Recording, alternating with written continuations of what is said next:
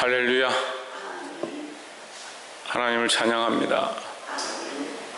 비가 오는 것도 하나님의 섭리고, 해가 나는 것도 하나님의 은혜고, 바람이 부는 것도 하나님의 역사입니다. 우리가 늘 하나님의 사랑과 은혜를 잊지 않고 살아가기를 소망합니다. 하나님의 사랑을 아는 사람들은 늘 감사하고 찬양하고 기뻐할 수 있지만, 하나님의 사랑을 알지 못하는 사람들은 늘 불평하고 불만하고 비방할 수밖에 없습니다.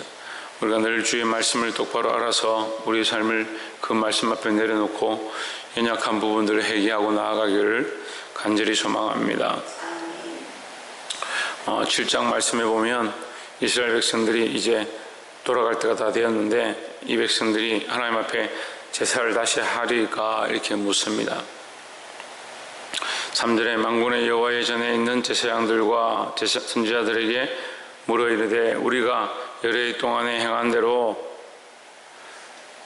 5일간에 울며 제기하리까 하매, 5절에 온 땅의 백성과 제사장들에게 이르라.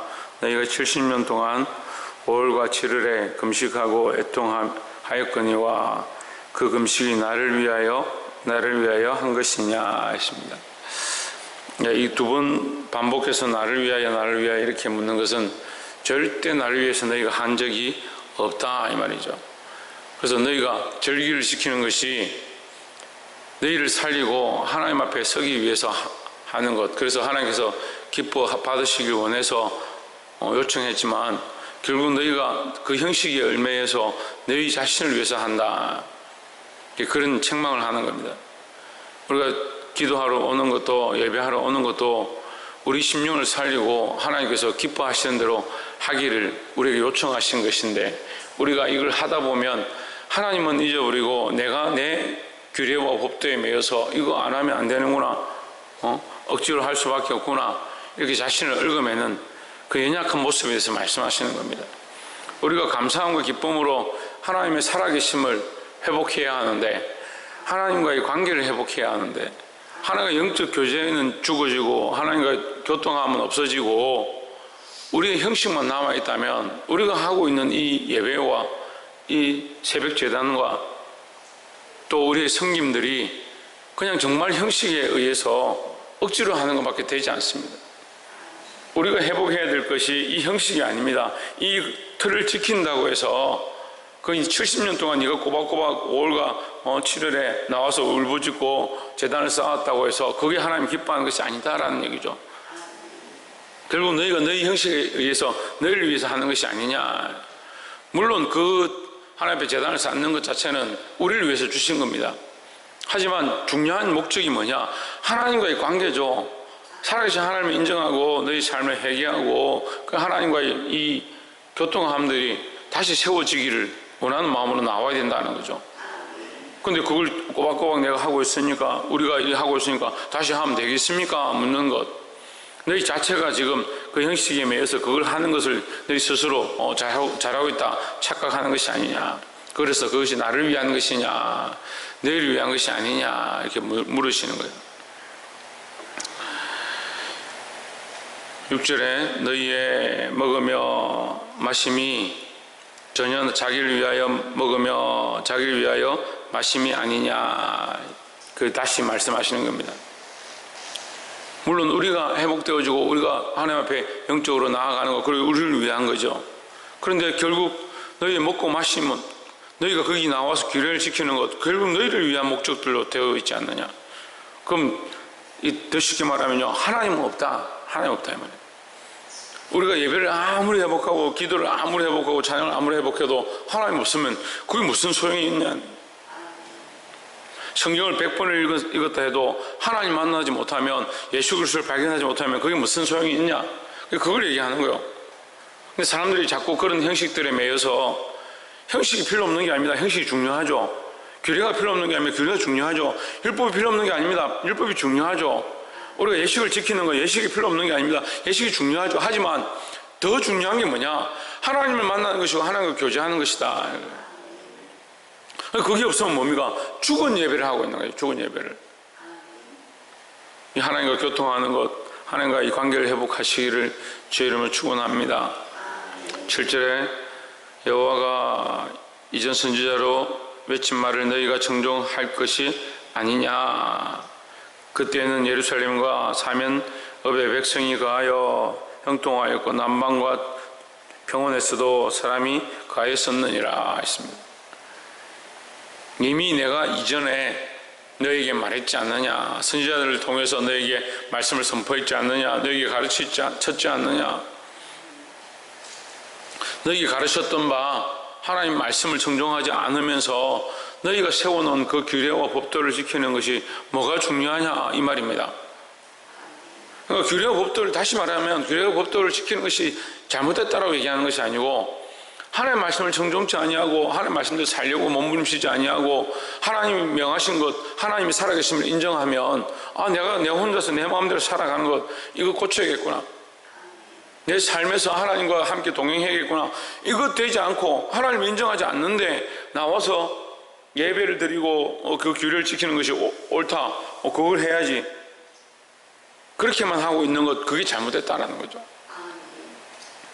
다시 말씀드리면 우리가 예배를 드리는 것, 그게 중요합니다. 우리가 이 자리를 지키는 것 중요하고 기도하는 게 중요합니다.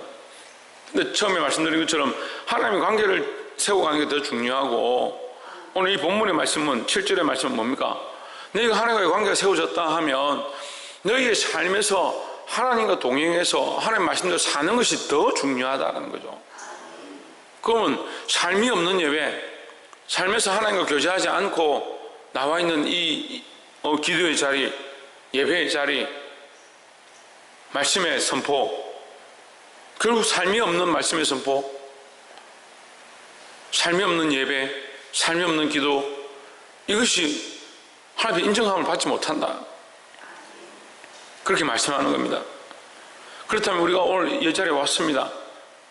이 자리에 온 것이 필요 없다는 게 아니라 이 자리에 와서 주의 말씀을 들었다면 정신을 차리고 하나님과의 관계를 회복해서 더 나아가서 우리의 삶에서 하나님과 동행하고 교제하는 것들이 온전히 회복되어야 된다는 겁니다. 더욱 말씀대로 살아가고자, 더욱 하나님의 뜻을 따라 청종하고 순종하고자 몸부림치는 것이 우리 안에 회복되어야 된다는 겁니다. 이 하나님 말씀을 따라 온전히 더욱 회복하기를 주의 이름으로 축원합니다. 마지막 세 번째로 10절에 가보와 고아와 나그네와 궁핍한 자를 압제하지 말며 남을 해하려 하며 심중에 도모하지 말라 하였으나 했습니다. 결국 이건 뭡니까? 자기 삶을 얘기하는 거죠. 너희 삶에서 하나님 안다고 하면서 너희 삶은 왜 압제하고 사람들을 괴롭게 하고 빼앗고 하느냐. 말씀을 듣는데 삶이 없다, 이제 그렇게 책망하는 거죠. 11절에 그들이 뭡니까? 듣기를 싫어하여 등으로 향하며 말씀이 참, 이게 말씀이 너무 정확하고 참 이 마음에 와닿습니다. 등으로 향하며. 말씀을 듣기 싫어하니까 어떻게 합니까? 뒤돌아섰다 이 말이죠. 뒤돌아섰다. 그리고 하나님 앞에 와 있고 제사는 드려야 된다. 5월과 7월에 하나님 앞에 다시 서리까 이렇게 물으면서 너희의 하나님 보시기에는 너희가 어떻게 하느냐, 그걸 지키기 때문에 잘한다 하는 게 아니고 너희가 등으로 향하고 있다. 하나님 앞에 등 지고 서 있다 이 말이에요. 요즘 세대가 보면 말씀은 듣지 않냐고 부모님 말도 잘 안 듣고요, 선생님 말도 안 듣고요, 학교에 가 있지만 어떻게 하냐, 등을 돌리고 서 있습니다. 세상을 향하여 등 돌린 세대는 듣지 않는다는 거죠. 12절에 그 마음을 금강석 같게 하며 율법과 만군의 여호와가 신으로 이전 선지자를 빙자하여 전한 말을 듣지 아니하므로 큰 노가 나 만군의 여호와께로서 나왔도다 하십니다. 그 마음을 어떻게 하느냐, 금강석 같게 한다. 너무나 단단하게 한다. 금강석은 바늘도 안 들어갑니다. 그러니까 더 쉽게 말하면 바늘도 안 들어간 마음이 바늘도 안 들어간다. 하나님의 등을 돌리고 서 있다. 계속 그 말씀 하시는 거죠. 나와 있는 것이 중요한 것이 아니고 교리를 지키는 것이 중요한 것이 아니고 하나님과의 관계를 회복하는 것이 중요하고 그 말씀대로 사는 것이 중요하다는 거죠. 14절에 해리 바람으로 그들을 그 알지 못하던 모든 열국에 해치리라 한 후로 이 땅이 항모하여 항피하는 사람이 왕래하는 사람이 없었나니 이는 그들이 아름다운 땅으로 항모하게 하였음이니라 했습니다. 자, 우리가 이 말씀을 잘 알아야 하는데 하나님의 마음은 뭐냐? 아름답게 했다. 하나님의 창조는 아름다웠다 이 말이죠. 그래서 하나님의 계획은 뭐냐? 아름답게 하고자 하신다. 더 정리해 봅시다. 하나님께서 원래 그들에게 허락하신 예루살렘 성전은 아름다웠다. 그들에게 허락하신 삶 아름다웠다. 그들 다시 70년 후에 돌아오게 하시는 것도 아름답게 하시고자 한다. 근데 그 백성들의 생각은 어떻느냐? 이 규례만 지키면 되느냐? 원래대로 하리까? 그렇게 하고 있는 겁니다. 하나님은 관계를 회복하고 그 말씀으로 돌아오기 원하고 하나님을 알기 원하고 하나님이 원래 계획하셨던 아름다움을 회복하기 원하신다는 거죠. 하나님은 우리를 향하신, 여러분들을 향하신 아름다운 계획, 하나님과 교제하고 다시 영적 이 아름다움을 회복하기 원하시는 게 하나님의 마음이라는 거죠. 근데 하나님과 이 교제가 회복되지 않는데 우리는 아름다움은 회복하기 원하고 원래 있었던 성령의 역사, 은혜의 경험, 기도의 능력들을 회복하는 하고자 하는 마음은 가득하다는 거죠. 하나님과 이 관계가 회복되지 않으면, 하나님의 말씀을 새겨듣고 그 말씀대로 살고자 몸을 치지 않는다면 우리가 아무리 이 자리에 앉아있고 이 예배 처소에 와있고 신앙의 자리 가운데 좋은 직분을 맡아 있다 하더라도 뭐냐? 아름다운 것이 회복되지 않는다는 거예요. 말씀을 뵙겠습니다. 하나님 우리를 향하셔서 이 아름다움을 회복하기 원하신다라고 말씀하십니다. 사랑하는 성도 여러분, 이 하나님의 마음을 알고 예식과 규례와 법도를 회복하는 건 물론 해야 되죠. 그렇지만 더 중요한 게 뭐냐? 하나님과의 관계를 회복하고 하나님 앞에 나오는 것이고 하나님의 음성을 듣기 시작하고 그 말씀을 청종하고 그렇게 살고자 하는 것, 그 아름다움을 회복하는 것입니다. 하나님의 살아계심이 우리 안에 역사되어지고 우리 삶 가운데 하나님의 인도함을 받는 이 아름다움, 하나님과 교제하는 이 아름다움이 저와 여러분 안에 다시 세워지기를 주의 이름으로 축원합니다. 기도하겠습니다.